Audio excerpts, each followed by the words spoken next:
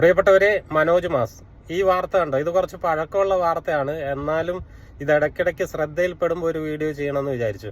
എല്ലാ മേഖലകളിലും വ്യാജന്മാരുണ്ട് എന്ന കാര്യം സത്യമാണ്. ഈ വ്യാജന്മാരെ പിടിക്കുന്ന അന്വേഷണ വിഭാഗത്തിൽപ്പെട്ടവരാണ് പോലീസുകാർ. ഈ പോലീസുകാരിലും വ്യാജന്മാരെന്ന് പറയുമ്പോൾ ഒരു അവസ്ഥ ആലോചിച്ച് നോക്ക്.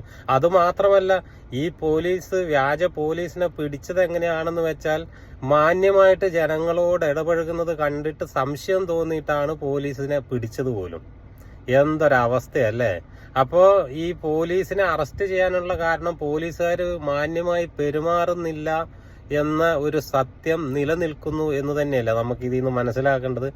അപ്പോൾ എല്ലാ പോലീസുകാരും അങ്ങനെയല്ല കേട്ടോ. നല്ല മാന്യമായി പെരുമാറുന്ന പോലീസുകാരും ജനങ്ങളോട് ഇടപഴകുന്ന, ജനങ്ങളിലേക്ക് ഇറങ്ങിച്ചെന്ന് ജനങ്ങൾക്ക് സഹായങ്ങൾ ചെയ്യുന്ന ഒരുപാട് പോലീസുകാരുണ്ട്.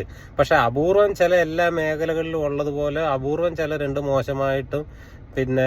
മോശമായിട്ടും ധിക്കാരത്തോടു കൂടി പെരുമാറുന്ന പോലീസുകാരുണ്ട്. അപ്പൊ അങ്ങനെയുള്ള പോലീസുകാരെ ആയിരിക്കും ഈ വാർത്തയിലൂടെ ഉദ്ദേശിച്ചത്. മാന്യമായി പെരുമാറുന്നത് കണ്ടതുകൊണ്ടാണ് സംശയം തോന്നിയിട്ട് അറസ്റ്റിലേക്ക് എത്തിയത് എന്ന് പറയുമ്പോൾ, മാന്യമല്ലാതെ ഇടപെടുന്ന അപൂർവം ചില പോലീസുകാരുണ്ടെന്നാണ് ഈ വാർത്ത നമുക്ക് തരുന്ന ഒരു മെസ്സേജ്.